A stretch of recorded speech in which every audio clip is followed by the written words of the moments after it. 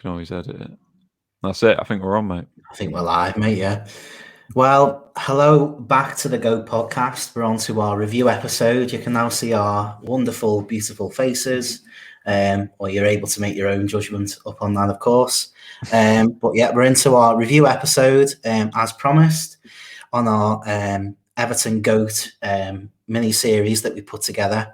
It's been a really fun few weeks for us, really, hasn't it? Meeting up with, obviously online, but meeting up with these, experts really in the background of Everton Football Club.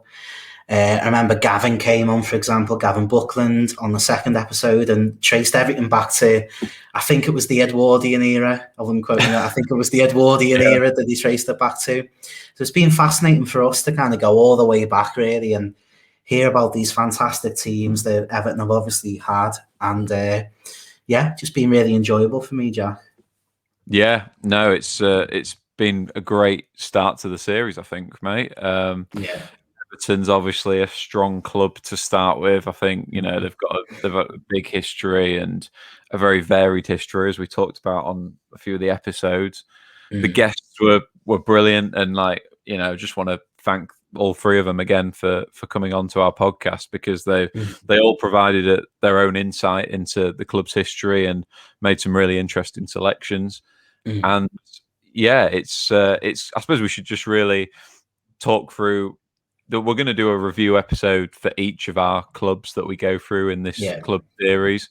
And I mean, it's basically just going to be sort of quarter of an hour or so of me and Tom just talking back through the selections of our guests, and also talking about who we'd probably put forward. There might be some pretty straightforward choices for Everton, as we were talking about just off air before we came on, mate.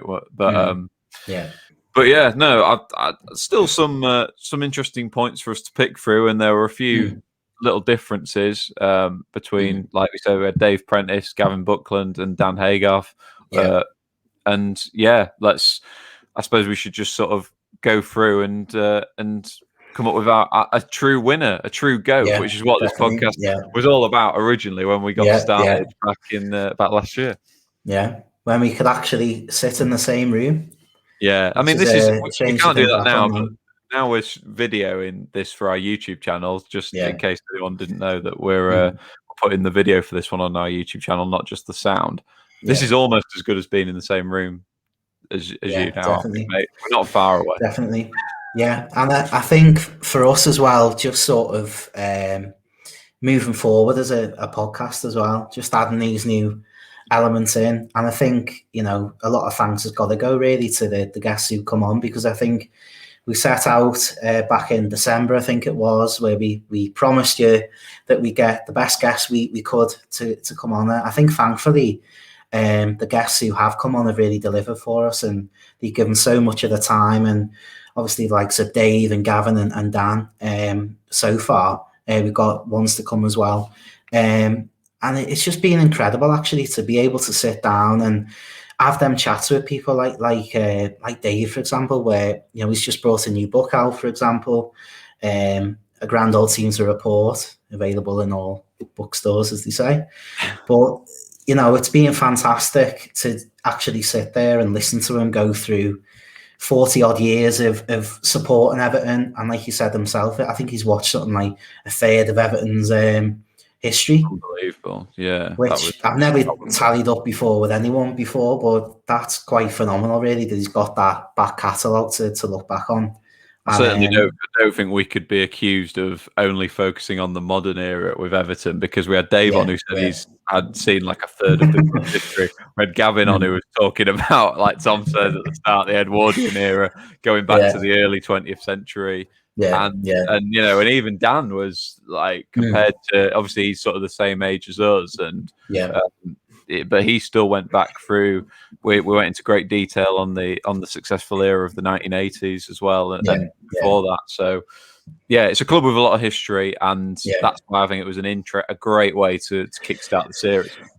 I'm really glad we've gone with them actually, because I think there's that much of a spread in what we could actually delve into. And like you say, Yeah, with Dan coming on at the end of the mini series, we actually got that modern perspective on what it's been like for someone who was born in the 90s to kind of witness a bit of a sea change for the club, really, where they haven't been competing probably year in, year out for any title as such.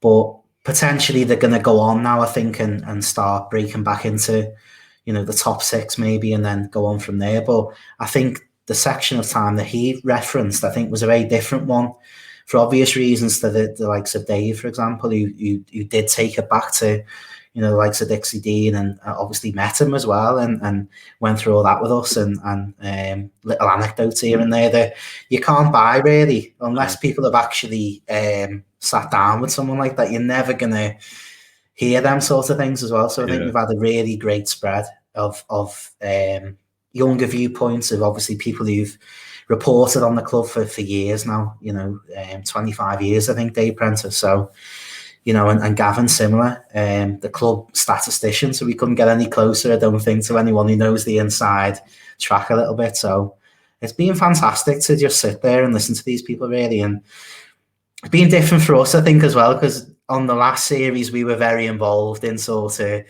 was quite competitive in a way. yeah. But I think Definitely. now it's sort of like we almost just sit there and let people say what they like, really, because it's about them actually bringing on the favourites, really, as well. That I think is important for this podcast. And I think we've always tried to do. We've always tried to emphasize to people when we're talking about the GOAT, I think it actually comes down to sort of people's recollections of someone, or like Dave definitely delved into them personal memories and stuff that you can't engineer out of anywhere.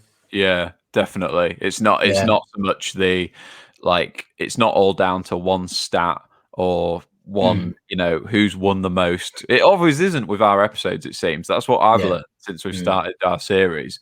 And I mean, obviously, as I'm sure we're going to come on to in a second, the choice was fairly unanimous for the greatest Everton player, as anyone who's listened to the episodes will know.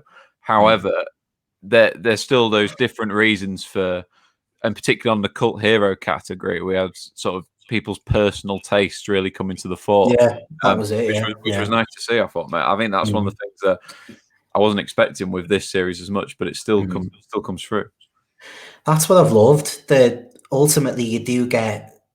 It's quite natural, really, for the GOAT bit of the show where people are going to come on and obviously reel off a few stats here and there.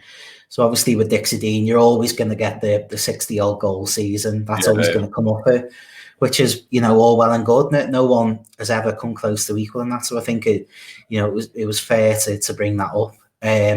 But also then all three of them delved into like the symbolic nature of Dixie Dean for the club as well, and how he symbolises Everton and that great number 9 tradition that I think is definitely at that club, and obviously the statue outside the ground and being an icon in the city of Liverpool as well, like Dave touched on with the hotel that's there now. So it just kind of goes to show that there was that side of it as well.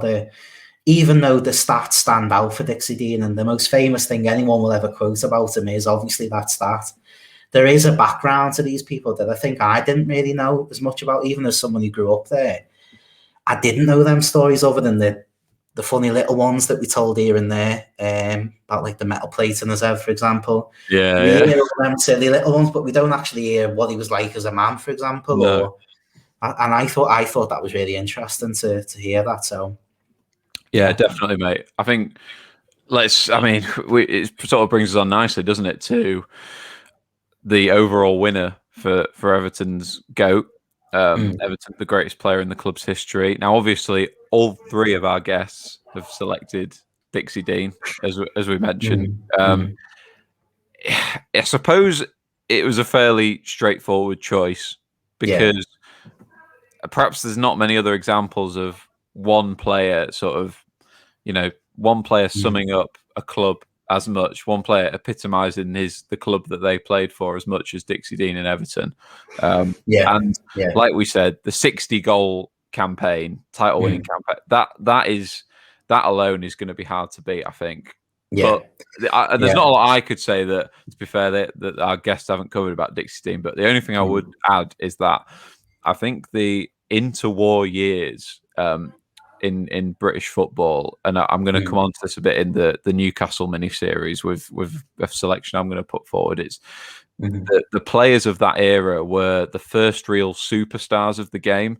I think up until that point, it was very much a sort of a team game, and that there wasn't really this ideology of like a one player standing out and carrying a team. But then in the 1920s, you got these brilliant characters like Hughie Gallagher at Newcastle, like Dixie Dean at Everton, who were really like they captured the clubs on their own, and they were able to carry teams that were good teams anyway, but were able to carry them on to greater heights.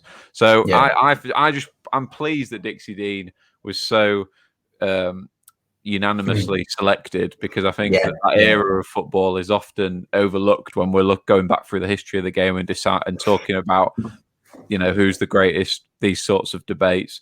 Absolutely. I just think that's all. We can't really argue with it, can we? Neither of us want to argue with it. I get the sense like we're both happy with that. I think that the only debate there ever would have been is that, and I think that Gavin particularly touched upon this, that you look through actually the history of Everton Football Club, and they've had great teams, but not necessarily world-class individuals who stand out. And I think something we said off air is that there are certain clubs who factor in sort of individual seasons. So Dixie Dean, again, obviously stands out for the reason of the 60-goal season, but there's certain clubs like United and Liverpool, for example, where we often actually go back in our minds as a Liverpool fan to them great seasons that people had as an individual. So they don't necessarily have had to have done it long term, for example. And I think that's something that United share as well. So you think of the likes of George Best, for example, in the European Cup winning season, the first European Cup. Then with Ronaldo, more to the present day, the 42-goal season. You think of those kind of examples. I think actually Everton's more of a club, it seems to me anyway, that thinks of its teams as a block rather than there's not as much room for an individual to be a star, and I think there was that sense that I delved from it a little bit. And I agree. But I suppose when you've got a player who sort of kick-started the whole identity of the club, the whole history, it just seems very hard to overlook. And as well, like you were saying, he's such a character, and we learn. I mean, obviously, I didn't know all the stories that were put forward about him in the episodes. I knew none of that before, so it was a bit of a learning curve for me as well. And that sort of just adds to the mystery of his legend, I guess, or the mystique of his legend, should I say? So, I think we're fairly unanimous on that, aren't we? That Dixie Dean is a worthy winner of Everton's GOAT. But let's move on and look at the club, the cult hero category, because obviously it's a category that me and you have both put in the show, so we've decided that it's something we want to talk about. But it is like we have to say, and we've obviously recorded a number of other episodes outside of our Everton mini-series now, that there's been a sort of a bit of an inquisitive mind from the guests of like, well, how are you defining cult hero? And we the always first line anyone ever says when we ask them is, well, what is a cult? Is it demeaning? Is it? And we ultimately have to say to them, don't we, that it is up to you. And I think that's where the personal element seems to come in. Yeah, we let them choose. We let them pick the boundaries for what they consider to be a cult hero. So it's going to be harder for us, I think, to sort of pick our selection from this. But if, Dave Prentice obviously was a great guest, came at it with a slightly different route, I think, to Dan Haygarth, who we had on the last show. Dave went for Dennis Strakwalersi, who I think is sort of it's sort of without being unkind to the player, he's a very different sort of cult hero to like Dan's selection of Duncan Ferguson, who had a long storied career at the club, was there a number of seasons. Dennis Strakwalersi was obviously more of a just sort of there flash in the pan, should I say?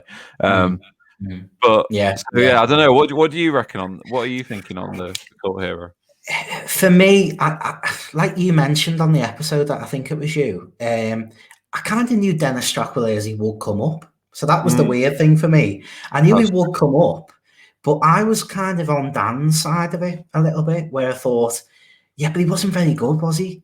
That was how I looked at it. I kind of thought, well, for me, a cult hero still has to be when you're playing at the top level, or when you're watching a team at that top level, you've still got to affect games a little bit, and you've got to actually feel a focal part of the team. Really, they're never the best player in the team by any stretch, and I think that there's episodes coming up where a couple of our guests actually get into that a little bit more, I think, as well, and sort of went through the definition to them, and I'm inclined to agree with them that essentially a cult hero has got to be someone who's constantly involved in the team. Doesn't necessarily have to be the best player, but endears themselves to the fans because he's a bit sort of idiosyncratic in a way. He had something a bit different.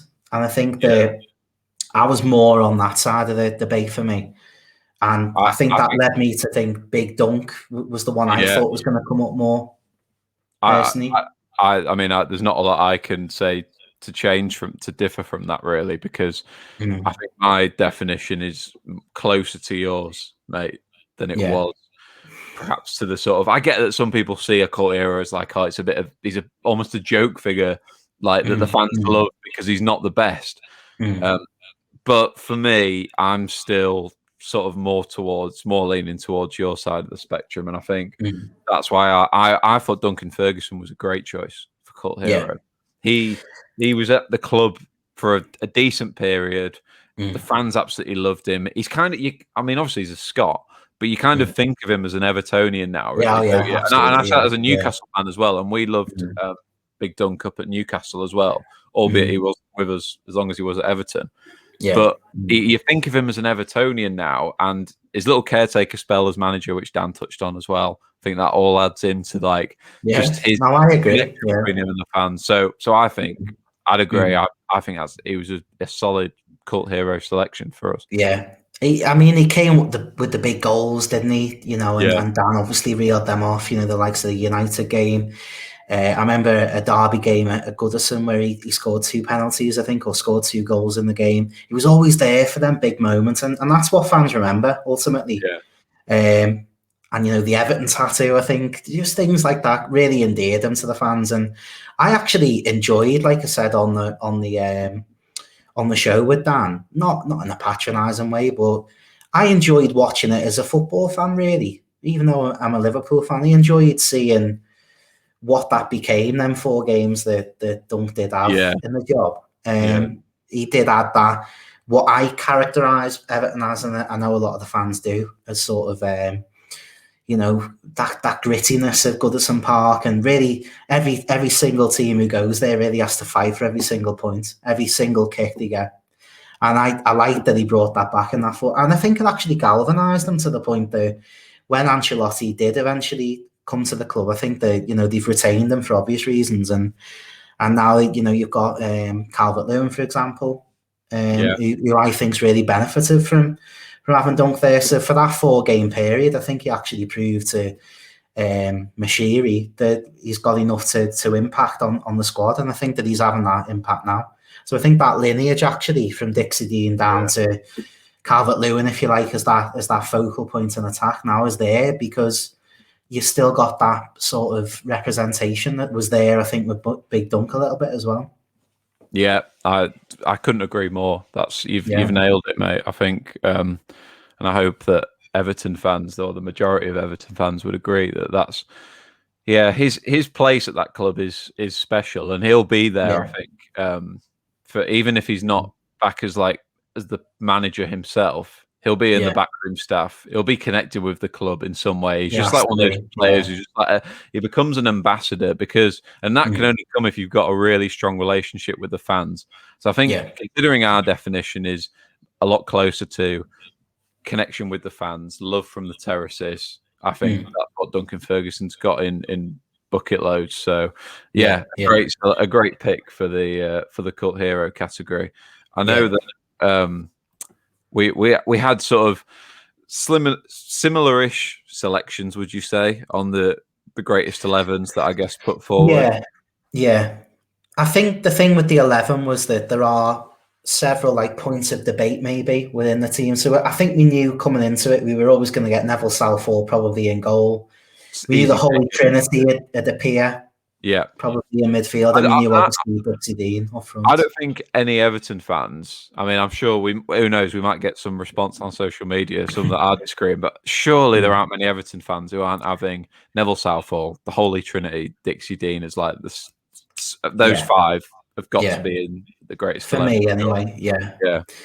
But there are them, several areas of debate that kind of spring off that a bit. So I think that you're somehow trying to shoehorn them extra positions into midfield, for example. So where does Peter Reid come into that? Yeah. I know that some people would include Howard Kendall as a player as well. I know that Dave did that. So, there are areas of debate within it. I think that midfield is difficult actually because you have them extra positions to fill. And how can you leave out people like Kevin Sheedy, for example, who was so much of a mainstay in that great side in the 80s? It's just so difficult really to even envisage, leaving him out. The likes of Kevin Ratcliffe, for example, where does he come in? It's very difficult actually filling the positions, and that's a problem, I guess, with best 11s, that you ultimately think there's not enough positions to fit in the amount of great players that you've got to pick from.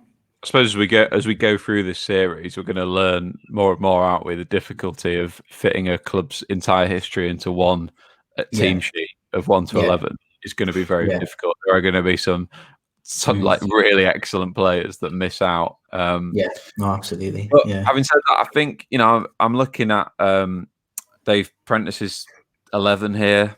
It's difficult to disagree with. I think that Peter Reid, he's clearly would be surely a tad unfortunate to miss out. But then it's difficult, isn't it? Because they had such a good team in the 80s. One of the best teams in Europe at the time, one of the best teams in the world. You could argue that anyone missing out from that team is probably a little bit unfortunate, I would have thought. But I mean, we talked just quickly, because I know we did touch on it on the episode with Dan, but me and you, I think we both got the sense that the lack of a mention of Gary Lineker, and albeit I know he only played one season at Everton, I completely understand that. I wasn't expecting him to come up for the greatest player, clearly, because of that. But someone who had such a good season at Everton, you kind of think, he must at least get a spot on the bench in the greatest 11. But not even mentioned really that much in our episodes, I thought, mate. I think it does come down, obviously, to, you've got that one space to fill with Dixie Dean being a shoe-in, really. And then the one next to him, if you're playing a 4-4-2, which most people have, then Tommy Lawton, which his goal record is outstanding as well. You can bring it through to the present day, whether Dan made his sort of more modern selection, didn't he? He even included likes of Lukaku, who had that, great season with 25 goals. Lineker, like you say, 30 odd goals in 85, 86, I think it was. But obviously that was a season that was tinged a bit with regret, I think, for Everton fans. I think Dan hit upon as well. So what can you say? I mean, it's difficult, really. I think that there are certain areas of debate, I think, with this team there. It sort of shows up the concept, really, of a best 11 in a way that it's so difficult to fit in that many great names, obviously. And with Dixie Dean there, it makes it even more difficult. It's them filling one position, and obviously, someone's going to miss out. Because you think in midfield, like I touched upon before, like Sir Alan Ball as well, who was possibly one of the finest ever, in the top 10, certainly finest ever footballers this country's ever produced. So how do you sort of reason with leaving someone like that out as well? It's obviously a difficult debate. It is very difficult. I'm struggling actually, because I'm thinking now there's obviously David went for Graham Sharp, Bob Latchford as well came up a lot in different episodes. I know Everton fans absolutely love Bob Latchford. Yeah. Andy Gray as well. Andy Gray, yeah. Who had fantastic spell, didn't he? That was a real blue patch of his career. So I don't know. I might have to perhaps this is probably going to be one selection that we have to put out on Twitter to get a winner. I was thinking we would anyway. Yeah, I think that'd be a good thing to do. But do you want to pick one, mate? Do you want to I'm going to pass over to you and say, is there anyone you want to nail down for a striker spot alongside obviously Dixie Dean, who's foregone conclusion?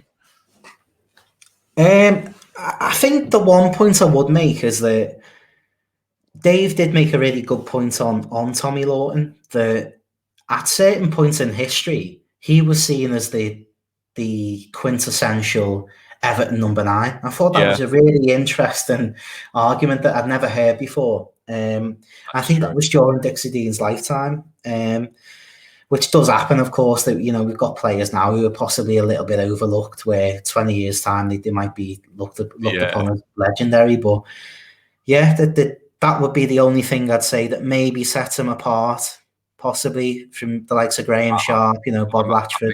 I think that was a great point, actually, and one that I'd forgotten about that. So let's, I think that's a solid. One of the, like we're saying, there's always going to be at least 2 brilliant strikers that miss out on that list, 2 or 3, whichever formation you pick, unless you're going with 4 up front. So I remember that Yaya Toure on Monday Night Football. He turned up with a team with about 5 people up front, didn't he? I was sitting there thinking, what's he done here? Yeah. Wait till you see Messi will be like this. Messi, Henry, I think it was Aguero, and I don't know, Balotelli next to him. It was a mad team. It was like Carragher was saying, "Have you ever heard of any fullbacks yet?" Well, essentially, you'd have Messi and whoever the other one would be, Henry bloody running the channel, box to box. And I was thinking, I'm not sure on that. I think you've got to go a 4-4-2 if I'm honest.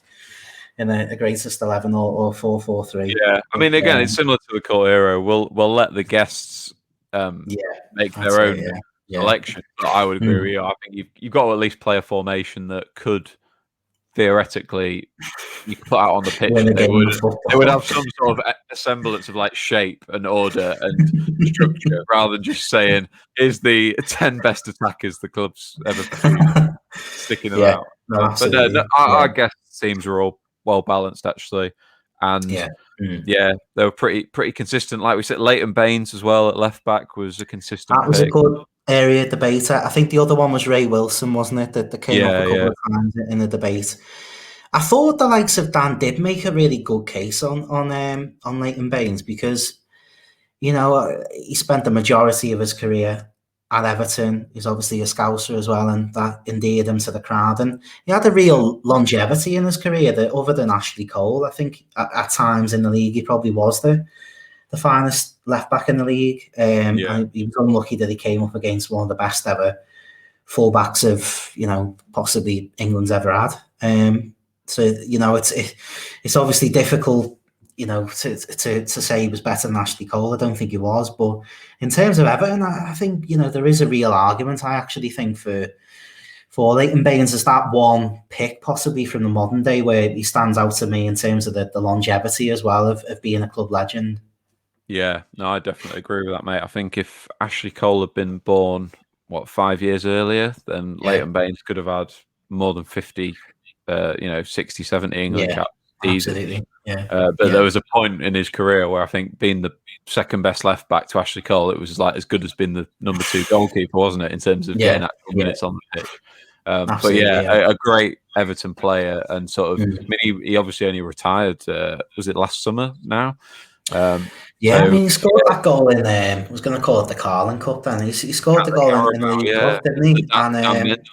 So the reaction to him leaving was probably tells you everything you need to know. So a solid pick, I think, at left back, and I think that the teams that the team kind of takes care of itself. The rest of the team, anyway. I think, like we said, it's just that picking the second or third strikers alongside Dixie Dean is difficult. But no, I'm happy to go with Tommy Lawton. I think that's a solid choice. And let's we've sort of made our selections then. I guess we've gone through and made our picks for Everton. Yeah, I mean it's nice to have looked at a club with that much of a spread, like I've said throughout, and I think hopefully the viewers now or the listeners at home have enjoyed us kind of looking through those different periods in Everton's history, and I think you hopefully get a sense of where we're trying to take the Go podcast now as well, because I think that obviously it's a different concept for us, and we would like a bit of feedback on it if we've got sort of regulars who want to give that bit of feedback. But I think that hopefully we've actually freshened things up a little bit, and it's enjoyable for us as well that we're able to welcome new people onto the show and actually blend it a bit with the older guests that we're still looking to bring on as well throughout the series. So I think hopefully onwards and upwards for us now. Yeah, onwards and upwards. I'm going to guarantee it now. We're never going to get another episode, another club that we're going to cover where the three guests all select the same greatest player. I just think, it's such a debate. I mean, and I wouldn't argue with their selection on this one. I kind of half expected it to be a unanimous outcome, but I think definitely, mate, that it's not going to be as easy as this normally. There's going to be a lot. I think what we did do was build a real profile of Dixie Dean to a point that I've never heard in my life before, sort of from people, and I've really enjoyed hearing those, because it was a foregone conclusion, I think, from the first episode, really, who the GOAT was going to be. But it seems that we've been able to really build up, 3 different accounts, really, of what Dixie Dean maybe means to Everton Football Club, and I think hopefully we've done a decent job of that. Obviously, we can't judge that, but hopefully we've got on the right guest. And I think hopefully we have to kind of answer all the questions that will have been there on Everton. So, of course, we'll still put it out on. We'll put out a poll on Twitter anyway, just in case we want to try and find someone who disagrees with Dixie Dean as the greatest Everton player. But if you are that person, then do vote on the Twitter poll, because that'll give us another. There will be one. There will be one. Yeah, I'm sure. There will be one. Yeah. I mean, it'll be interesting to see, but I think, hopefully now, I don't know whether we're quite going to announce the next team yet. I think we're going to hold on to that information just for possibly even a couple of days later for a couple of reasons. But we have recorded, like Jack touched upon before, quite a few new episodes on top of this. So we're hopefully looking to bring you the next team within the next week or so, and onwards and upwards for us, really, because I think that we've really enjoyed the first mini episode, or mini series, I should say. So hopefully we should be able to bring the new club to you in the next coming days and weeks. No, looking forward to that. Obviously, we've still got a number of clubs that we're wanting to cover.